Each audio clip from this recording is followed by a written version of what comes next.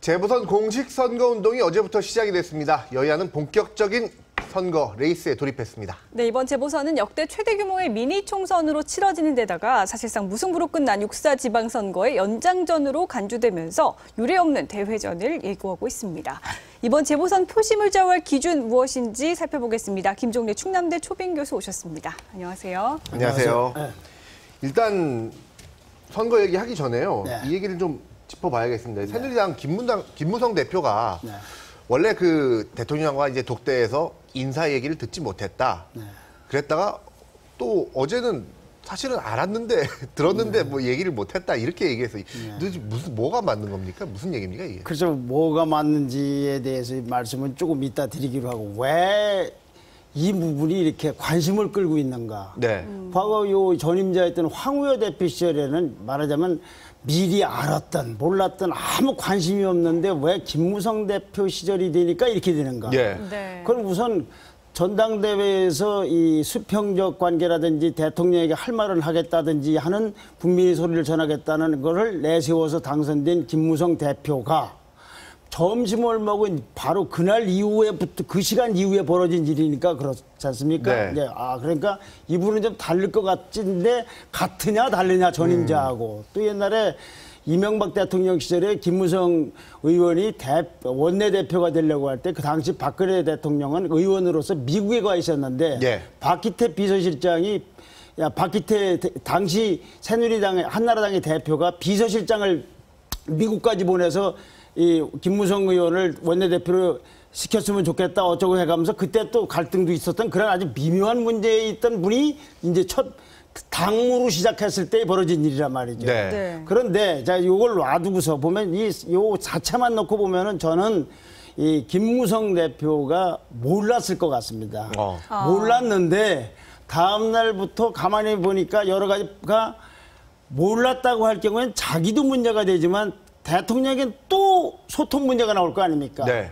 그래서 나중에 말을 디자인하는 것이 아닌가. 뭐 그냥 뭐 악의적 거짓말이라기보다는 아무리 봐도 김무성 의원의 오래전부터 알고 있는 제가 알고 있는 김무성 대표의 그 스타일로 보나 여러 가지 상황으로 보나 그 전날 발언을 즉각적으로 하는 반응 같은 거나 아침에 인터뷰 같은 거 봐서는 아무리 봐도 몰랐다고 보는 것이 아니면 그중에 일부 내용만 알았거나 그런 거였어요. 근데 이제 이 부분을 놓고서 우리가 다시 봐야 될 것은 결국은 이제 뭐 김명수 후보가 지명자가 지명 철회가 됐다든지 네. 정성근 후보자가 뭐 자진 철회했다든지 황우여 대표가 말하자면 뭐 교육부 장관 후보로 지명됐다는 뉴스와는 별개로 혹은 더 이상으로 과연 박근혜 대통령과 김무성 대표 혹은 박근혜 대통령과 여권 사이에서 소통이 얼마나 잘 이루어졌나가 오히려 더 중심 이슈가 돼 있단 말이죠. 네. 지금 현재는 예. 알았냐 몰랐냐 보다도 이제 누가 뭐 김명수 씨가 뭐 나쁜 말 됐느냐 안 됐냐 보다도 그랬을 경우를 아주 집중적으로 조망한 신문이 오늘자 조선일보 3면입니다. 네. 아주 굉장히 압축적으로 왜 이 가장 중요한 지면 중에 하나인 3면을 했는가 보면은 아주 이렇게 잘 이렇게 정리가 돼 있어요. 네. 것이. 예. 그래서 이 지면을 하나씩 여기 3개의 기사가 실려 있는데 이 기사를 가지고 한번 좀 설명을 해볼까 합니다. 네. 첫째, 제일 기사의 마지막에 보면은 이런 데가 나옵니다. 김무성. 대통령과 대화는 보안 지켜져야 한다는 생각에 그리고 황우여와 정성근 인사 관련해서 몰랐다가 알았다로 말 바꿨다. 네. 오해가 생겼다. 제 잘못이다. 이렇게 함으로써 정말로 고육지책으로 봉합을 한 것이 아닌가. 네. 근데 전날 나는 몰랐다든가 그 원색적인 발언이나 직설적인 표현이 오히려 더 맞다고 보는 것이 상식이 아닌가. 이렇게까지 디자인됐으면 또 뭐 그럴 필요도 없겠습니다만 사실은 법적으로는 국무총리가 이 장관 후보자들을 이렇게 무슨 뭐 건의를 하거나 제청을 한다고 하지만 예. 국회에서 이 문제를 처리하는 건 집권당이기 때문에 집권당 대표는 자기 의견을 개진할 수도 있고 사실상 서로 이렇게 의논도 할 수 있고 사전에 통보받고 하는 것은 자연스러울 수 있어요. 그렇죠. 그런 와중에서 에러가 나서 덜어 물을 수 있지만 집권당 대표와 대통령 간에 이걸 알았나 몰랐냐가 이렇게 큰 중요한 사안이 되는 건 참 기가 막힌 일인 거죠. 네. 그래서 이제 다시 한번 이제 이 3면의 제일 위에 나와 있는 기사를 보면요. 대통령이 장관 대면 보고 받아달라고 내각이 청와대에 건의했다는 것이 큰 제목으로 나와 있습니다. 예. 소통 부족한 국정 운영, 대통령만 쳐다보는 구조가 이미 고착화, 질서화, 제도화되어 있다는 말이죠. 네. 그렇죠. 대통령과 장관들 간의 소통이 공식 회의나 전화 통화가 전부라는 거죠. 네. 그리고 수석들도 이 옆방에서 하는 일을 모른다는 겁니다. 여당과 대화 채널도 실종됐고 당정 정착회의도 거의 겉돈다 그런 얘기죠. 네. 그럼 예를 들면 저 같은 경우도 여기 나와서 말씀드리는 거와 멀리서 전화로 인터뷰하는 거하고 사이에서 차이가 있을 거 아닙니까? 네. 근데 이 엄중한 국정을 다루는데 이 공식 회의나 전화 통화가 전부다.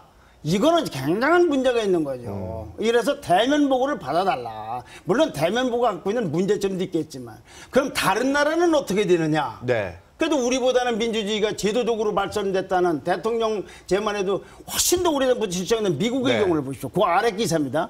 대통령과 참모진은 주먹 인사 이렇게 주먹으로 네, 하고 있지 이렇게 않습니까? 하고 네. 열띤 토론한다 이거죠. 예. 그런데 이 사진을 한번 보십시오. 여기 오른쪽 사진. 네. 저 오바마 대통령이 와이셔츠만 입고 있는 분입니다. 네. 다른 분들은 이렇게 지나버리고 그리고 주먹 인사를 하지 않습니까?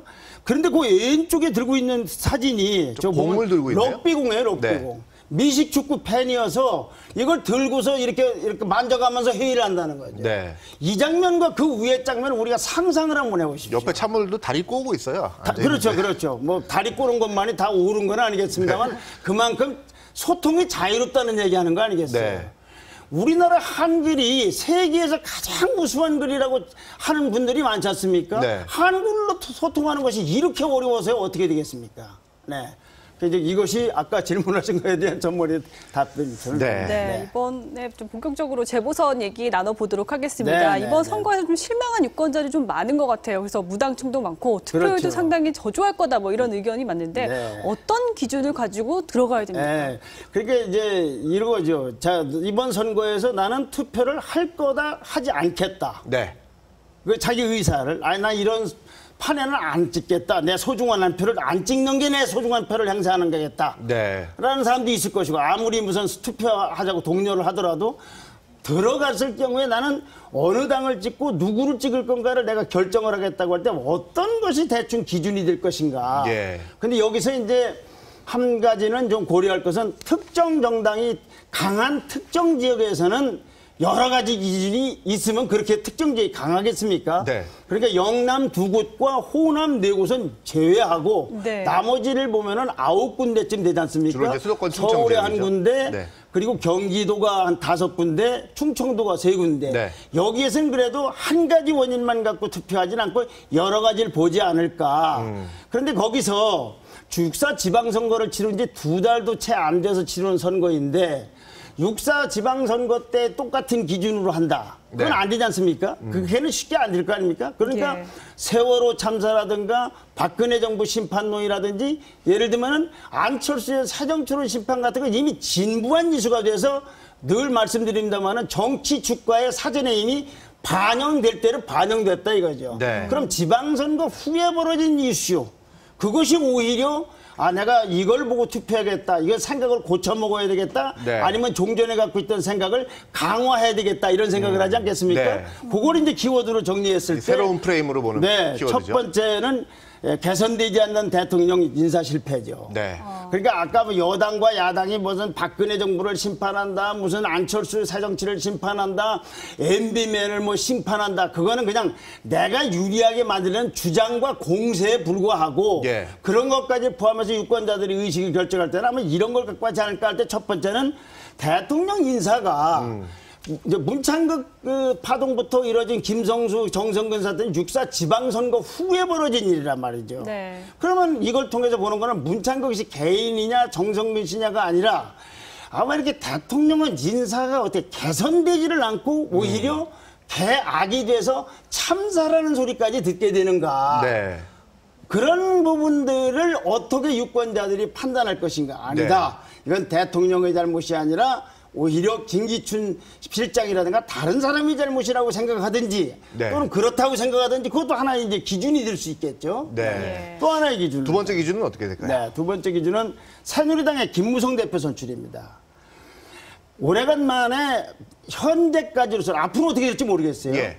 새누리당 집권당 대표가 누구라는 것이 그 존재감이 보여졌지 않습니까? 예. 그럼 이분이 이제 새누리당을 어떻게 끌고 나갈 거라는 걸 비록 짧은 기간 비전을 제시하면 아 이제 집권당이 달라졌구나. 아니다. 집권당 하는 걸 보니까 역시 김무성 대표의 새누리당도 마찬가지다. 네. 그런 거에 따라서 또 수표의 기준이 달라지거나 유지될 거 아니겠습니까? 네. 그래서 바로 김무성 대표가 이번에 박근혜 마케팅을 하지 않고 보수 혁신이라는 걸 들고 나왔지 않습니까? 예. 그것도 이제 자기 브랜드화 하려고 하는 거겠죠. 원래 김무성 당대표는 좀 할 말은 하겠다, 뭐 견제의 역할이었는데 그 역할을 그러면 충실히 잘 해내야 되겠네요. 그거 해내야죠. 그러나 지난번 얘기했던 황 의원이나 그 정성근 대표 때는 좀 애매모호해졌죠. 이제. 네. 그러나 대통령하고 나눈 얘기는 보안을 지키는 것이 도리라고 그러니 앞으로도 이분은 그 문제 갖고 또 문제가 될 겁니다. 알았나 몰랐나가. 황 의원 대표 같으면 죄송한 말씀이면 관심이 없어요. 네. 이분은 이제 관심을 갖는 얘기는 바로 할 말을 했느냐. 알아들을 건 미리 통보 받았느냐. 네. 보수 혁신을 들은 것은 박근혜 대통령 마케팅은 전술적으로 보나 전략적으로 보나 지금은 때가 지났다. 올드한 이슈다. 네. 지방선거 때 다 한 걸 또 해서 무슨 소용이 있느냐. 재보선 선거에서. 네. 그래서 이제 이것도 하나의 기준이 될 것 같고 얼마나 달라질 것인가. 네. 이 김무성 대표 출연을 어떻게 볼 것인가.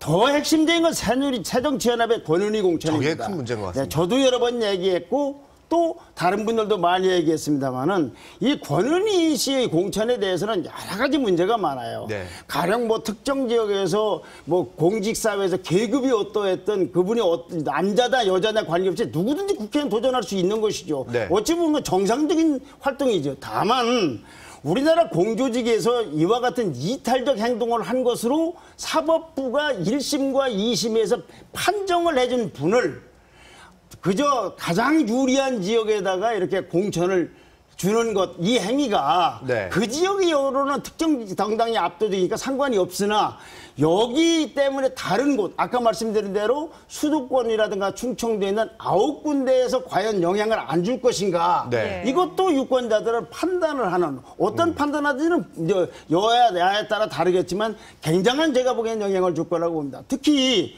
이 묵묵히 일하는 공직자들 입장에서 볼 때는 그 공직자가 높은 공직자도 있고 낮은 공직자도 있고 수사기관에 있는 공직자도 있고 또는 다른 행정공직자도 있으나만 그 내부에서 있었던 일을 이른바 폭로성 주장을 했는데 네. 그것이 사실이라 하더라도 정치권으로 들어가는 것도 논란이 있을 수 있지만 네. 사실인 걸 법원이 두 번째 판결까지 받아들이지 않은 이분이 됐을 경우에 다른 공직자들이나 그 가족들에 대한 어떤 마음의 상처라든가 어떤 기준을 줄 것인가 이런 부분들도 아마 투표하는데 기준이 되지 않을까 싶어요. 사실 여기서 저희가 얘기를 나눠보면요. 네. 권은희 과장 공천 전에는 뭐 여야가 한 7대8, 8대7 요 정도 예상하시는 분이 많았는데 네. 지금은 뭐 10대5 예상하시는 분도 있고요. 네. 굉장히 여론이 약화된 것 같아요. 그러니까 박원순 시장의 아주 핵심 참모였다는 기동민 씨가 광주에 신청한 분을 속된 말로 하면 드러내고까지 이분을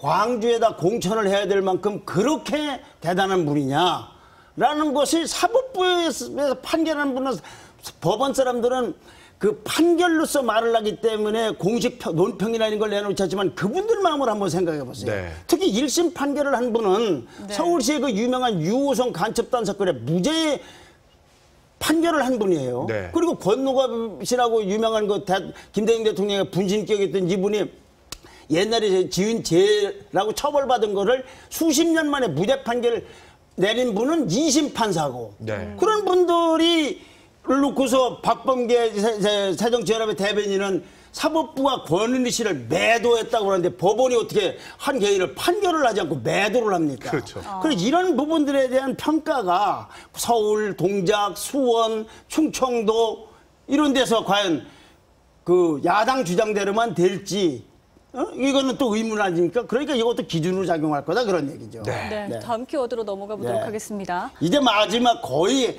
여기까지는 이미 또 주가에 이미 반영됐을지 모르지만은 야권 연대로는 이제 어떻게 결말되어지느냐. 지금부터 변수네요. 그렇죠. 야권 연대가 되느냐 안 되느냐 안 되면 누구 때문에 안 되도록 만드느냐. 근데 여기서 핵심은 어디입니까? 동작에 있는 기동민 후보와 그리고 노회찬 후보가 아닌 조정. 그렇지 않으면 수원 정에 있는 박광원 새누리정치연합의 후보와 천호선 후보가 정의당의 천호선 후보 간의 조정 아닙니까? 네. 근데 이 부분에서 이제 서로 간의 입장이 다르죠. 이렇게 될 겁니다. 아니 수원정에 나온 분과 동작에 나온 분 사이에서 무슨 대가 관계가 있어서 이걸 주고받기를 하게 되느냐. 네. 그렇지 않습니까? 그럼 당대당이라면 어떤 당이 전원 사퇴를 해야 될 거냐. 문제가 나올 거 아닙니까? 그리고 만약에 이걸 할 때 가위바위보로 정할 수는 없기 때문에 네. 여론조사로 하자고 할 경우 네. 그러면은 여론조사에서 뭐 새정치연합이 바라는 양보하고 싶고 양보당하고 싶은 곳하고 정의당이 하는 거하고 다를 수도 있지 않습니까? 예를 들면은 노회찬 후보가 동작에서 앞서 있고 예. 천호선 후보가 수원에서 졌다면은 여론조사만 하기로 다 끄트먹어서 할 때는 이걸로 해야 될 텐데 그러면 야당은 이 서울 박원순 시장 마케팅을 해서 부시장이라고 하던 기동민 후보를 광주에 있던 분을 여기까지 왔는데 이분을 드롭시킨다는 건 그리고 수도권에서 야권 연대를 작은 정당한테 한다는 걸 대의명분당 되겠습니까? 그 여러 가지로 이것이 어떻게 결말되어지느냐. 그러나 현실적으로 야권 연대론이 되면은 보수 세력도 결집을 하겠지만 야권도 큰 득을 보기는 볼 겁니다. 근데 네. 시한이 정해져 있죠. 이제 21일인가 지나서부터는 이미 투표용지가 들어가기 때문에 써지죠. 명단이 들어서 그건 무효가 돼서 네. 며칠 안 남았어요. 며칠 내로 또 어떤 결론이 결말이 나올지 나겠네요. 모릅니다. 네. 그렇군요. 또 예, 마지막 키워드로 네. 넘어가 보겠습니다. 자, 마지막에 이제 여소야대 부분입니다. 자, 지금 이제 큰 틀로 봐서는 우리 국민들이 이 재보선에 참여한 사람이나 구경하는 사람들 입장에서 볼 때는 이렇게 된 결과로서 여소야대가 이루어지나 현재처럼 야당이 과반수를 차지하느냐 해서 여당은 여소야대가 되면 전국 운영이 안 된다. 선진화법까지 있기 때문에 큰일 난다고 할 것이고 네. 예. 또 박근혜 정부를 아주 싫어하는 야권에서 볼 때는 여소야대가 돼야 된다. 과반 주지 마라. 그것이 네. 이 정부를 심판하고 속된 말로 하면 버르장머리 고치는 것이다 라고 할지 모르죠. 네. 이거를 또 유권자들이 어떻게 보느냐. 이것도 이제 내가 투표를 하지 말 건지 어느 당을 투표할 건지를 결정하는 기준이 되지 않을까 싶네요. 네. 결국 당대표, 그리고 이제 공천 문제, 그리고 이제 야권 연대 문제까지 투표에 영향을 미칠 변수들 한번 살펴봤습니다. 김종래 충남대 초빙 교수님과 함께 말씀 나눴습니다. 오늘 말씀 감사합니다. 고맙습니다. 감사합니다.